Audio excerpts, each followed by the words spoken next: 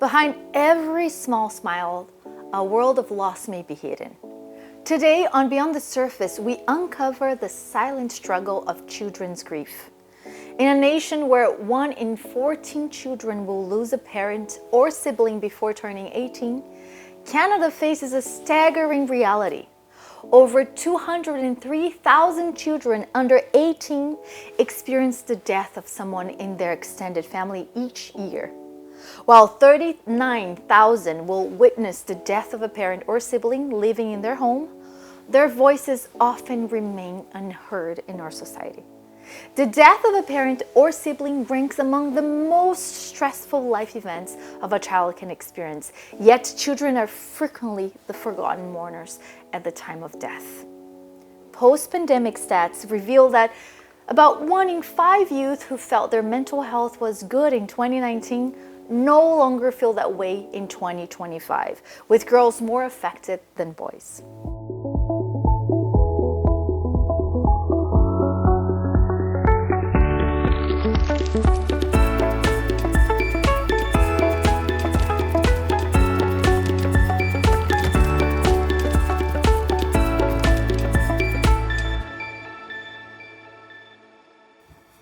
Welcome back to Beyond the Surface.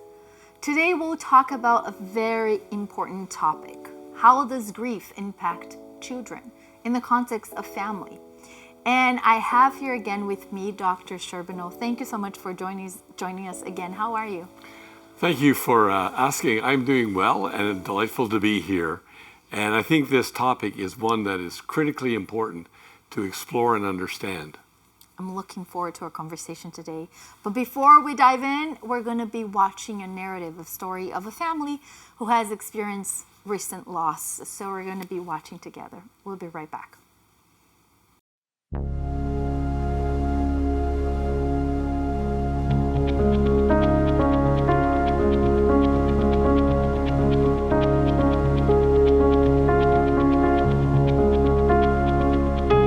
Mom is gone. I can hardly believe it. Every day, I wake up, and then I remember. And then I cry. I make sure to finish before I face the day. I want to be strong for my dad and my little brother. My brother is stuck in some kind of doom loop. He has to ask how Mom died every single day. He has to rehash all the details, and it always ends the same way. He worries it's all his fault. I've told him so many times it's not. I feel for him, but I can't relive it over and over like him. I've started changing the subject so he doesn't sink into sadness and take me with him.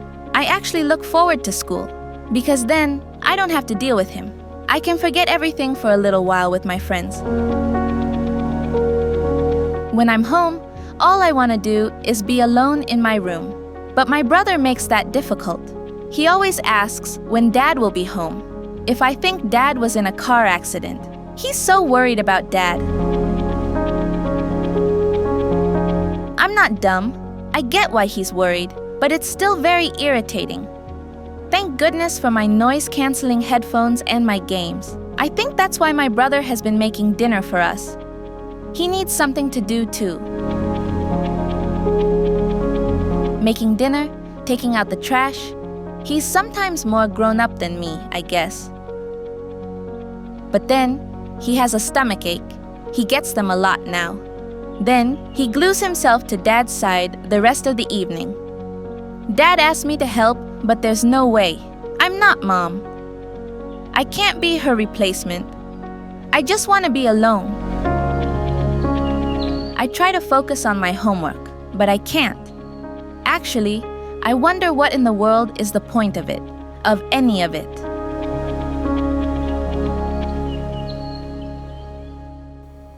Welcome back. So we've just watched a family struggling with the loss of someone, and we have here a child and a teenager who lost a parent.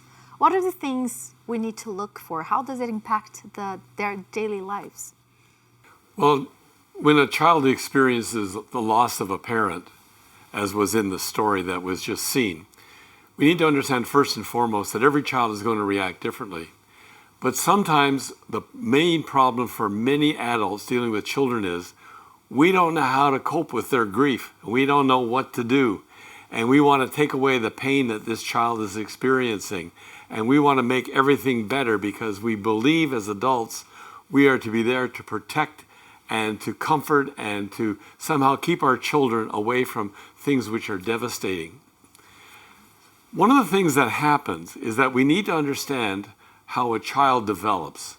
So and this is very lay language I'm going to use, but neuroscience has really given us some wonderful insights. So we talk about the left brain and the right brain.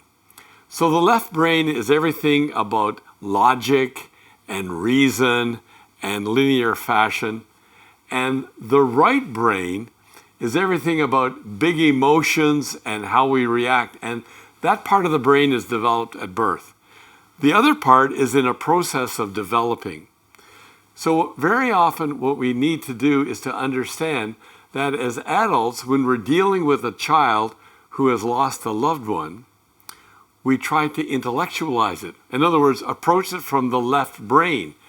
Well, this is what happened and this is what's going to take place. And that does nothing for the child because they're having this big emotional moment. They're in pain and they're grieving deeply. And so one of the things we need to understand is that we need to connect to their right brain first and then begin to explain what happens. And it could be as simple as just embracing this child and saying, you know, honey, we're all just so sad that Daddy has died and he has been part of our life and we miss him, and I know the pain that you're experiencing, and exploring a bit of what that is like for that child, and then begin to give them some reason. So they have all kinds of ways of understanding that. But as they get older, they're going to have a better cognitive awareness. In other words, intellectually being aware of what has taken place, because reason has been developing over that period of time. So, for example, I will give you a story that is a true story. A woman came to see me who was 34 years old. At age 4, her father had died. She was not permitted to go to the funeral. She just knew that her dad had died, whatever death means. And for a young child, they don't even know what death means. We'll talk about that in a moment. But she was not allowed to go to the funeral, but an adult stayed with her, and they sat on the front porch of their house, and the funeral procession went by, including a big black vehicle, which we call the hearse. And it stopped, and the lady who was watching this child said, "Your dad's in that car." And they took off to the cemetery. The child doesn't know, well, why doesn't he get out of the car? Why doesn't he say hello? Why don't they tell me what happened? So here she is now 30 years later. We had to go back and deal with the healing of that memory so that she could finally say goodbye to her dad. Wow. And so we need to understand that children have a different understanding of what death actually is. So they watch cartoons. So some cartoon character dies, and 35 seconds later, he's back up and running along like Wile E. Coyote. And you know, so same thing with their video games, right? Video games, Yeah. and it's not permanent. As you know, they're going to come back. As they get older, they're going to understand that death can be permanent, but it's not going to happen to me. That's why you see a lot of young boys doing really crazy things, you know, challenging death and fate. I thought that had to do with the left brain not being fully developed. That's quite right. It's not fully developed in the male adult until 24. So that's why young guys will do death-defying acts thinking nothing's going to happen to me. So I think one of the things is to understand how can I emotionally respond to that child and be there for them. So here's what some people do. Let's say in that family, it wasn't the father who died, but their pet dog. And the pet dog, and that child has loved that dog, they hug that dog, they walk with that dog, and the dog has died. And the dog is now buried. what do some parents want to do? Well, don't cry, honey. We'll get you a new dog tomorrow. It's called replacement theory. I'll replace the dead dog with the one that has died. You're going to be better. Or it's going to be okay. Let's go down and get ice cream. You see, what we're doing is we're avoiding the pain that the child is actually experiencing. We're not embracing it. We're trying to intellectualize it. You're going to feel better. Everything is going to be okay. And so that's why some people say to children, well, don't worry, everything's going to be okay. How do we know that? Do we have a crystal ball that's going to look into the future? Say, this is what's going to... No, we don't. We live one day at a time. What children need is a safe place to be able to talk about their stuff. Now, if you are the mom and the dad has died, that's going to put a lot of emphasis on you. Or if it's the dad who is the survivor and the mom has died, that's going to be different. And then you need to look at what role does the deceased play in the life of that child or that family system. That family system is so critical that we need to understand, is the mom the nurturer? Is the dad just the provider? Is he the one that's going to give you wisdom or not? So what role do they play? And then we look at how connected were they? You know, there's usually in a family, there's one person who seems to be the stronger person for emotional support. It could be either one. And then we need to look at how are they dealing with it. Then if you look at the teenager in this story, they have a lot more awareness. And how is that teenager responding to what is taking place? Maybe they're angry. We say, no, you can't be angry. Well, why not? They need to get that feeling out. So remember, the way we grieve is going to be expressed through mourning. And mourning is how I manifest it, what I'm feeling inside. So some teenagers could be angry. They want to just go off on their own, or they want to hang out with their friends. What we have found out with children who have lost a parent, for example, is they need to have routine. Mm-hmm. They love routine. Don't be surprised if one moment they're crying, the next minute they're fighting with a sibling. They need to have things explained to them in language that they can understand. And so what I say to adults is this: never tell a child something that you don't believe yourself. Right? So we have all kinds of expressions that are being used, or we make all kinds of statements to children which we don't believe, but we tell it to them. So I will give you an illustration. I was invited by a family who had no church background if I would conduct the funeral for the grandfather. And as I talked about it, the family said to me, we don't want you to mention anything about God in the service. I said, well, look, I'm a minister. I'm going to talk about God. I'm going to read scripture. I'm going to pray. I'm going to talk about the promises God has given to us. Well, they said, our grandfather, or this lady, she was the wife, my husband was an atheist. And we don't believe in God. So I said, well, then maybe you should find somebody else to do the funeral. But they said, no, we'd like you to do it, but just kind of go easy on the God stuff. I said, I will be sensitive. Keep it to a minimum. Yeah, just minimal. I will be sensitive, but I'm going to speak about it. So it's interesting, before the funeral, the little grandchild said to Grandma, so where's Grandpa? And she said, he's with God and the angels. I'm thinking, where are you coming from? You told me you don't even believe in God, yet you're telling your grandchild something you personally do not believe. I know why. She's trying to make him feel okay.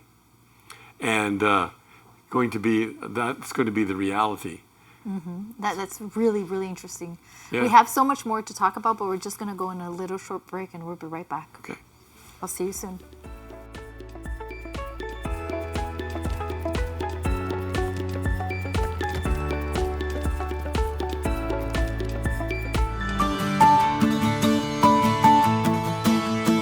In a Canada facing uncertainty, we believe there's more to life.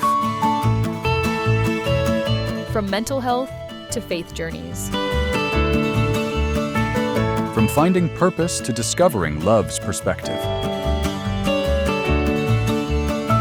Hope Channel Canada brings light to life's deepest questions. Because there's more to your story. Hope Channel Canada, there's more to life. Visit hopetv.ca.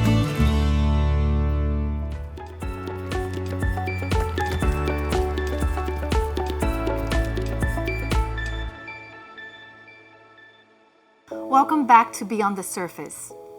This show is about mental health, and it's about looking deeper, things that are going deeper inside of us when it comes to mental health and when it comes to grieving, like we're doing today. And we're talking about grief and children, especially today.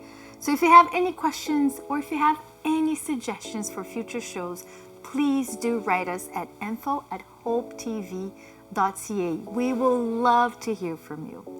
And now back to Dr. Sherbino. We've been talking about children and grief, right? And we've been discussing about how they experience it differently. And in the beginning of the show, you mentioned this girl who was 4-year-old and couldn't attend the funeral. And I'm sure people ask that often. Should children attend funerals? Well, that's a very relevant question for many people. Like, suppose grandpa dies or a sibling dies or whoever dies, and the family are going to go to a funeral. And they've asked me this question many times, should we take our child to the funeral? And I would simply say, this depends. It depends upon the interest of the child and the maturity of the child, even if they're very young. But if I was going to do it, I would simply say to the parent, you need to explain to a child what a funeral is. First of all, we're going to go to our church, or the chapel if it's in a funeral home, and there will be a gathering of people. There will be a large box at the front, which we call a casket, or there could be a container if there is a cremated remains. You need to explain what that is like. What is the casket about? Who is in the casket? We're going to have people there. We're going to sing. We're going to pray. Our pastor's going to speak. Some family members might speak.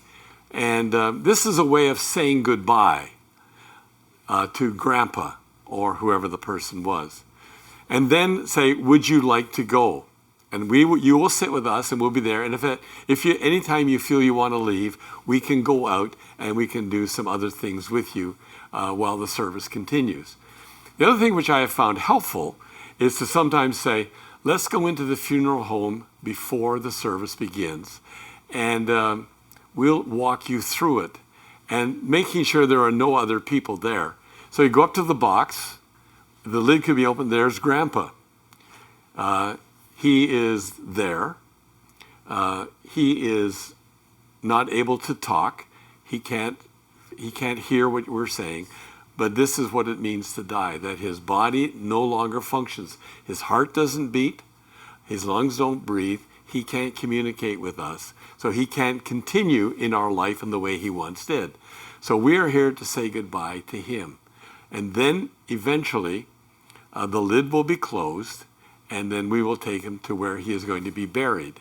But then you might need to explain to the child, well, is that all there is? And we can talk about, well, the part inside, which we call our spirit or our soul, goes to be with God and to be with him forever. And one day, God will give us a new body that we will enjoy life together.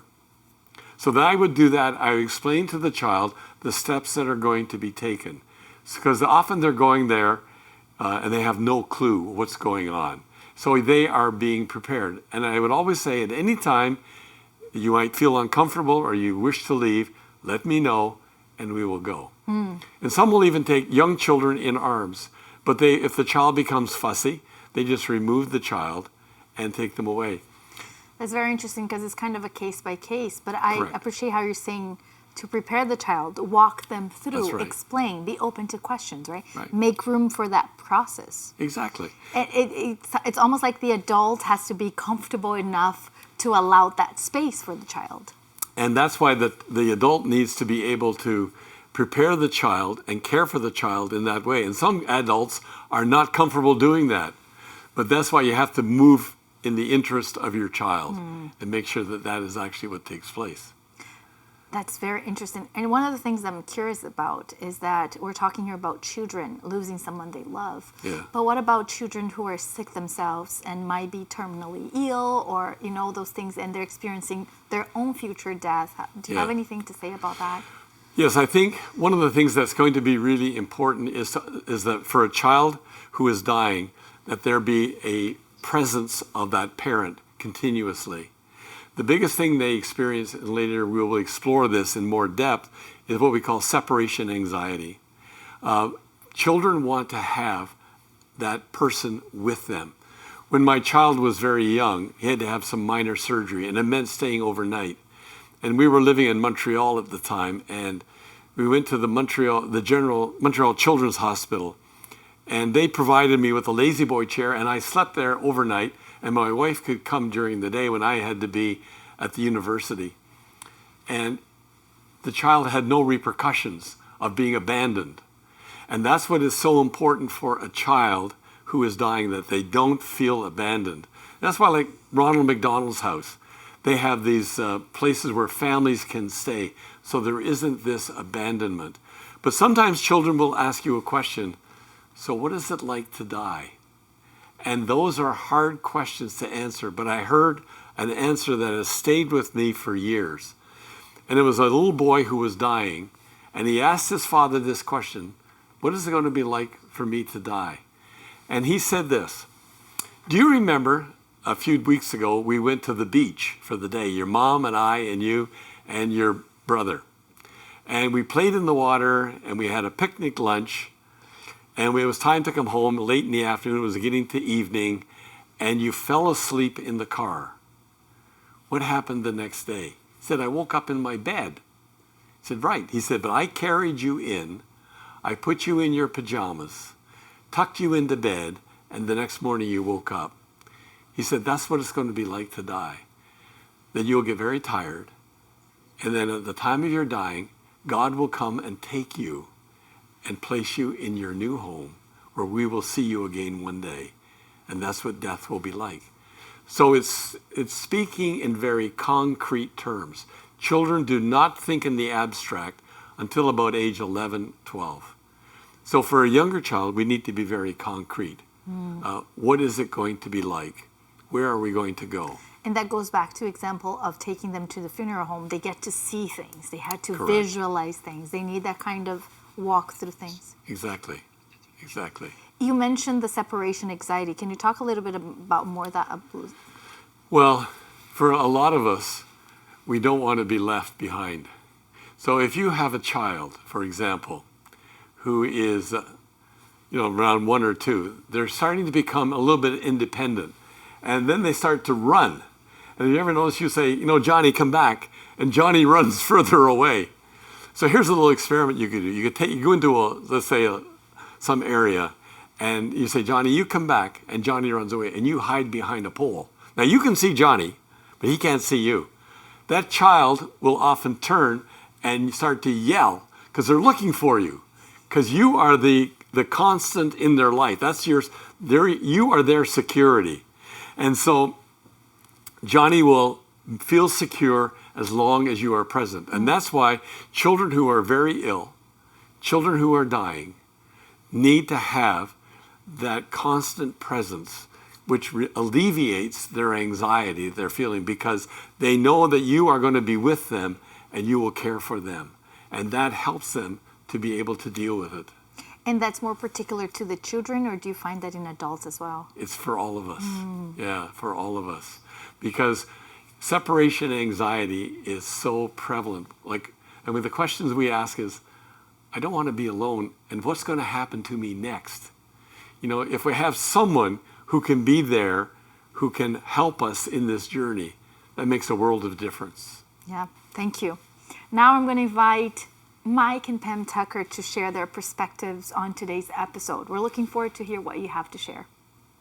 Not long ago, I had an opportunity to sit with a young woman who had lost her estranged husband to suicide. They had a young child. At the time, he was 6 years old.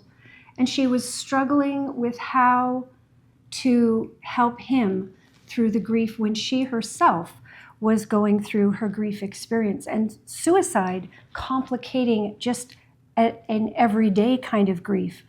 And she had made the decision not to allow her child to come to the funeral, and now was feeling exceptionally bad that she had not given him the opportunity to say goodbye.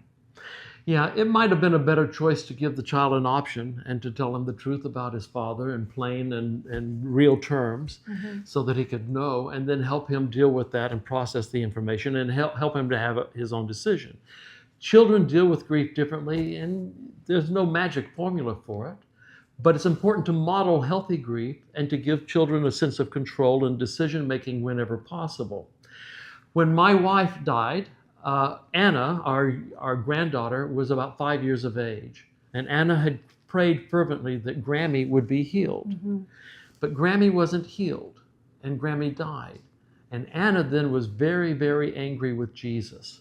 Now, when she expressed her anger with Jesus, it might be normal to try to defend Jesus, try to defend and explain to her. But her mother, being a counselor, was also very wise, and she just let her talk about her anger with Jesus. And she asked her to explore that more with her. She talked about why she was angry that Jesus had not healed Grammy. And so she didn't try to lecture her, didn't try to fix it, but let Anna work through that process for herself. A couple of weeks later, they were driving in the car, and Anna was in the back seat, and she was singing a praise song. And when they stopped at the light, and the praise song was over, my daughter turned to her daughter and said, "So I hear you're singing praises to Jesus. Are you still angry with him?" Anna thought about it. She said, "I'm still mad, but I'll praise him anyway." Which really was a healthy resolution for her. Jesus is less concerned about our anger when we go through those things than he is about our connectedness, and he lets us work through those processes of anger. Children express their grief differently. And it's important for us as adults to model healthy grief by talking, by crying, by giving expression to emotions, and by listening to other emotions without trying to fix people. And also by helping our children tell their stories, express their pain, and engage in creative activities like art and or other things nature's other things, help them learn to grieve appropriately. That's the role of the adult in helping a child grieve. Thank you so much, Pam and Mike. It's great to hear from you once again. And Dr. Sherbino, we're almost at the end of our show. We could talk so much more. Maybe we need a future show more on grief and children. But I wonder, do you have any final thoughts you want to share about this topic? I think just be aware of children, because sometimes they're forgotten and they're not perceived as grieving in the same way adults do, which is true. They grieve differently, but be aware of it and look for signs. Sometimes we ignore them, and simply asking, how are you doing? What's happening to you? Thank you, Agents of Hope. And if you're not an Agent of Hope, you can become one to support a show like this, Beyond the Surface. And I want to say bye to you, and I'll see you next week with another episode of Beyond the Surface.